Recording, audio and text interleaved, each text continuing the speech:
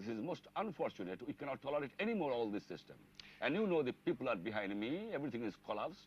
There is no administration. The people are obeying my order, not their order. Legally, I am the authority because people have voted to me. Now they are using their force. It is up to them now to decide what to do. But I can tell you one thing. Nobody should play with the fire. Nobody should try to suppress the 70 million people. When they are determined to achieve something, nobody can suppress them. Today, tomorrow, or day after tomorrow. They must win. Victory is ours. Sheikh Mujibur Rahman is the man at the center of the crisis now threatening to split Pakistan apart. In West Pakistan, he is disliked, mistrusted, even hated. But here among the Bengalis of East Pakistan, he is idolized. Sheikh Mujibur, known to his devoted followers as Mujib, is now the undisputed political leader of East Pakistan. In the general elections last December, the Sheikh's Awami League swept the board, capturing all but 2 of East Pakistan's seats in the Constituent Assembly and thus gaining an overall national majority. It seemed like the golden opportunity the East had been waiting for, a chance to redress some of its grievances and demand greater independence from the West. But politicians in West Pakistan were alarmed at the thought of having Sheikh Mujibur as the next Prime Minister, and the leader of the victorious party in the West, Mr. Bhutto, refused to attend the new assembly unless the Sheikh modified some of his demands.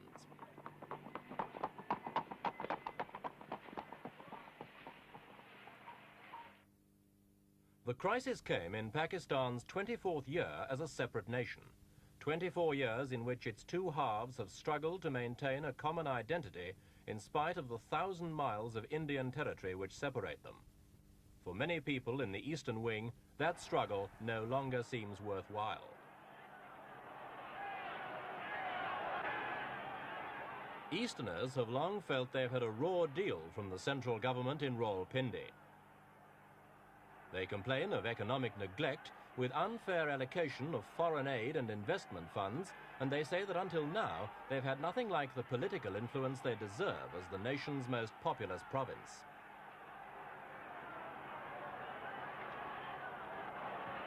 They were looking forward eagerly to dominating the new assembly, and when President Yahya Khan finally decided to postpone its first meeting, they came out onto the streets as an angry mob, burning the Pakistani flag and calling for the creation of a free Bengal.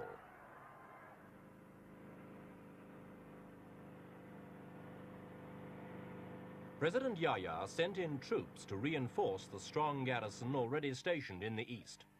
Unlike the Pathans and Punjabis of the west, the Bengalis have no great military tradition, and they form only 10% of the armed forces. The first spasm of rioting caused many casualties. Central government officials put the number of dead at 172, but the East Pakistanis claimed at least 500 had died.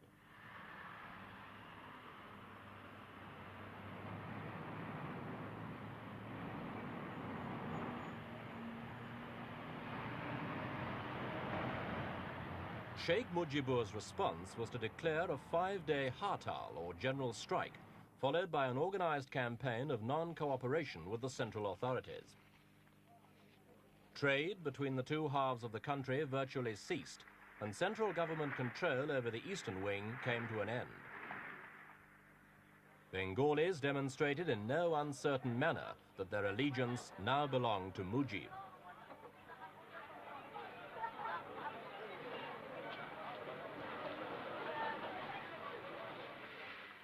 It's this support of the masses which has helped to make Sheikh Mujibur the most important politician in East Pakistan today. Now, why do you enjoy such tremendous support, do you think? You know that I love my people, and my people loves me. I'm ready to sacrifice everything for them, and naturally they will also sacrifice everything for what I say. And I am fighting for a principle, for a cause, and for the emancipation and freedom of my people. And definitely the people who have been oppressed for long 23 years. Naturally the people now stand by me, and I must stand by them.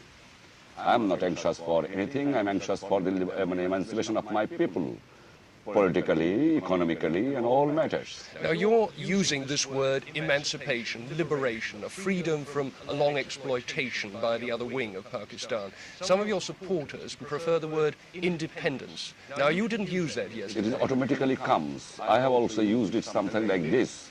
It automatically comes if these people behave like a colonial power, and if the armed forces of the country use like a occupation army and kill the innocent unarmed people, what we can expect from the people then? You had the opportunities are determined to continue along the path of democracy until the last moment. You're going to make the other people. You know, I am believing the democratic process. If anybody use force, if people counteract by force, that's their responsibility. That's why I am concerned, as a democratic man, I follow the democratic movement. And I have started for Satyagraha and non-cooperation movement against them. And I am sure my people will not pay tax. I am sure the people will not join in the government. I am sure the people are absolutely behind me and my party. Won't that make President Yahya Khan take military action against you? It is up to him. I don't care. I am for a cause. I'm ready to sacrifice everything for my people. Do you think your people are able to withstand an attack by the military government? Do you know that nobody can suppress the 70 million people? That when the 70 million people determined to achieve something, nobody can suppress it. It might be they can suppress for a few years, a few days, but few months, but in the long run, the peoples must win. Nowhere in the world the struggle has failed. Nowhere. It might be some more bloodshed, but nothing can happen like this. Sheikh Mujib. Sheikh Mujibur's optimism is not shared by all observers of the Pakistani scene. One factor which makes a Bengali victory less than inevitable is the chronic weakness of East Pakistan's economy. It wasn't long before the Sheikh's policy of non-cooperation, applied so eagerly by his followers, began to create as many difficulties for the rebels as it did for the central government.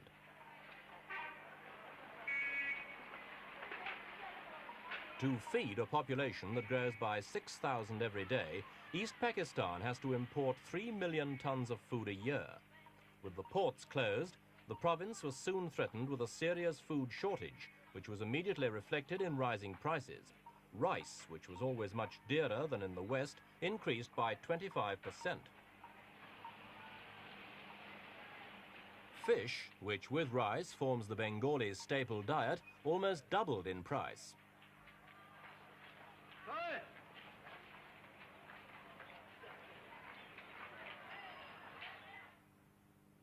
It's not just in the marketplace that the effects of the non-cooperation policy have been felt.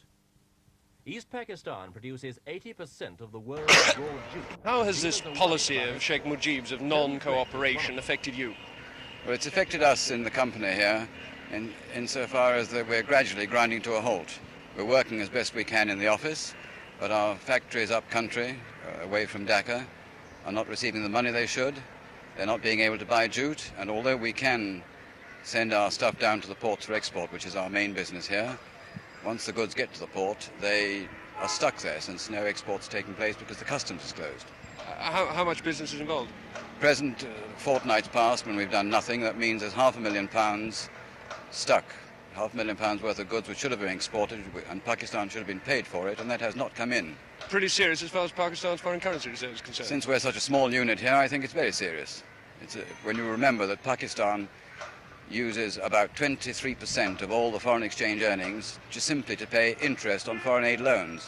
It's pretty serious when you lose a fortnight's income. How about manufacturing industry? The factories and all the various industries are working again. They have been working since Tuesday, but they'll grind to a halt too, because where can they send their goods? The ones who deal locally, who only sell internally, will be all right. But the ones who export, and those are the ones that really count as far as the economy of the country is concerned, will again grind to a halt in the same way as we're doing. What about the difficulties over banking? How's that going to affect things? Banking is a big problem. There seems to be some uncertainty as to what the exact directives are.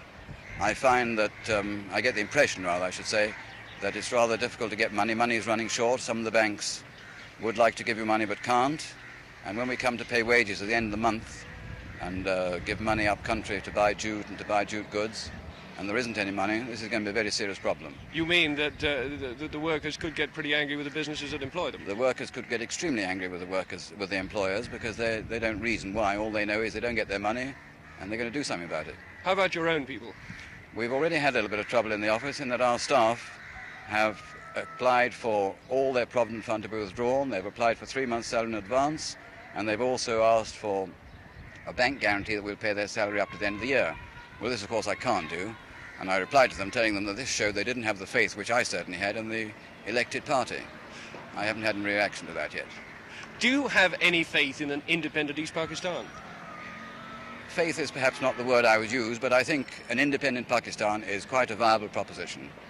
After all, when Pakistan started in 1947, the whole country had less than East Pakistan has now in the way of industries and know-how. So although there will be difficulties, there's no doubt about that. I think it would depend very much on foreign aid, though, it would depend entirely on foreign aid, just as United Pakistan depends on foreign aid. Nothing new about that. But East Pakistan would have to get recognition pretty quickly. I should imagine, not being a politician, that would be a normal thing to do. If a new country is created, that it will be recognized by the great powers. What do you think the odds are that it'll happen? I wouldn't like to hazard a guess, because I think both sides are trying very hard for a compromise. And that would be the best solution? And that would be the best solution, because it means that, at the very worst, there'd be two countries which are still friendly. But if things get bad here and the separation is done in an unfriendly way, then not only would they be separated, but they would be unfriendly, which is the thing we all want to avoid. Responsible leaders on both sides have been working hard to avoid the head-on clash that could lead to civil war. The earlier you are independent, is serious enough for the 1,000-strong Afghan community is now moving out its women and children. Other foreign communities, including West Germans, Belgians, and Japanese, also evacuated non-essential personnel.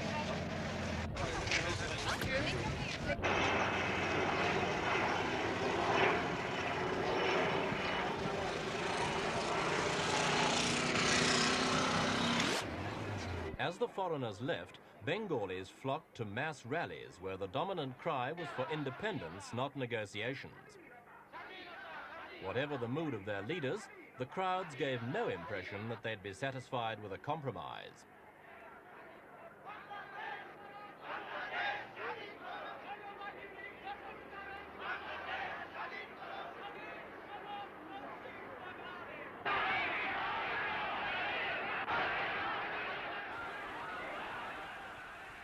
As the independence fever swept through the country, even Maulana Bashani, an old political rival of Sheikh Mujibur, offered his support.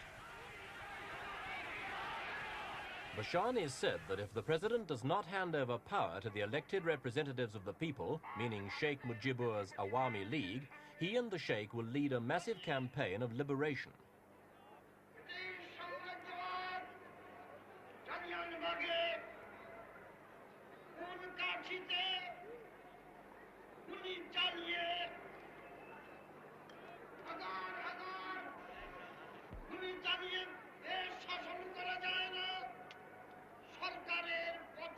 Bashani's pledge of support came with a warning to the Sheikh not to compromise with the president.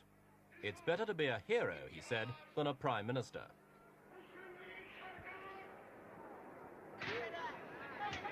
Meanwhile, 2 weeks of the Sheikh's non-cooperation policy had begun.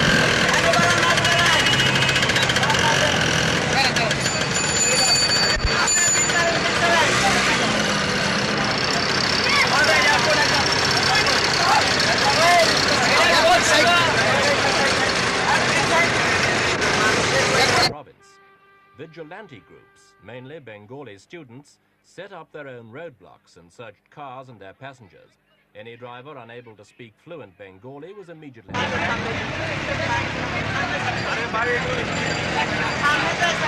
2 men broke away from their questioners and began running. One produced a gun and fired at the rickshaw driver. He was chased, knocked down and stoned to death by a crowd of more than 1,000 people.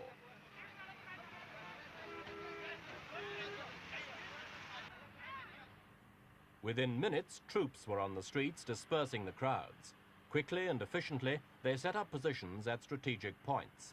Even so, the incident was a gruesome reminder of just how near Dhaka is to boiling over into fierce intercommunal fighting. To prevent the situation getting any worse, President Yahya Khan flew into Dhaka for talks with Sheikh Mujibur. Despite his waves, he received few cheers when his heavily armed convoy sped into the city centre. Sheikh Mujibur emerged from his first meeting with the president in a very non-committal mood and refused to be drawn by the barrage of questions fired at him from the press. Kindly don't ask me any other questions. I have already answered. My discussion is going on about the political situation of this country, and discussion will continue because it is not a very matter of 1 or 2 minutes. You require sufficient time to discuss. And tomorrow 10 o'clock again I am meeting the president and discussing. Will some of your people be with If the Sheikh was thinking of a compromise, he certainly didn't tell his supporters, whose ringing nationalistic slogans followed his car through the streets of Dhaka.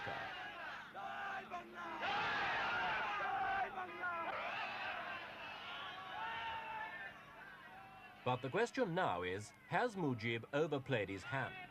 Many of his more fervent supporters expect him to hold out for independence, and he will need all his political skill to accept a compromise solution and still retain his massive political following.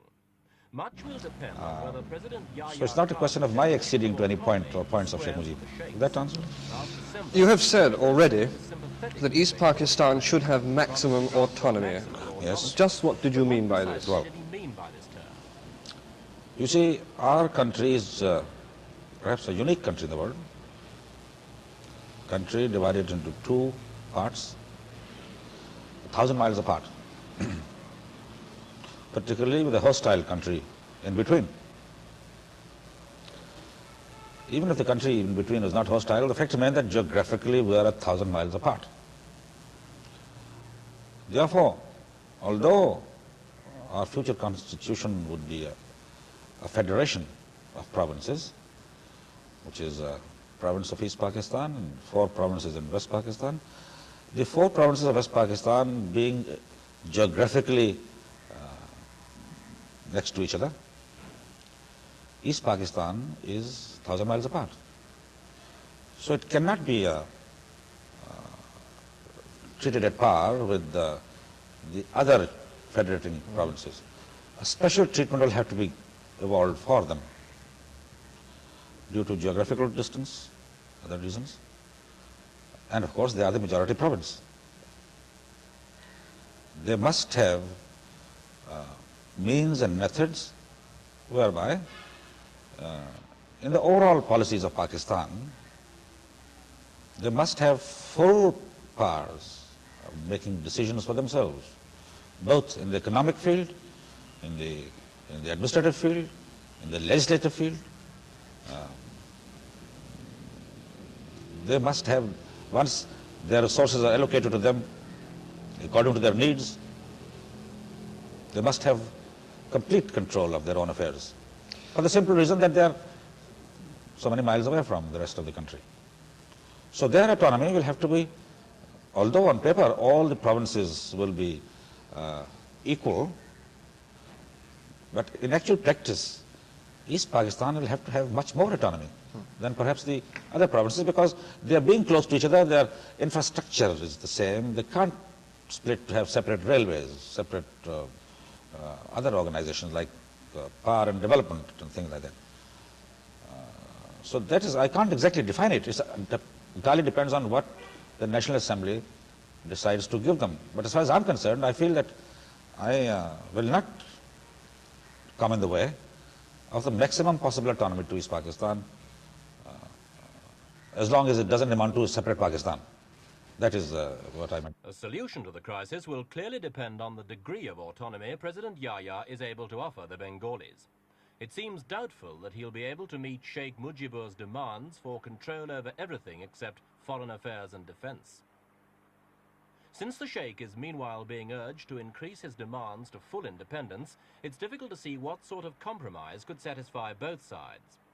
And although both sides are clearly anxious to avoid the horrors of a civil war, it would be dangerous to underestimate the Easterners' real desire for a new and better deal.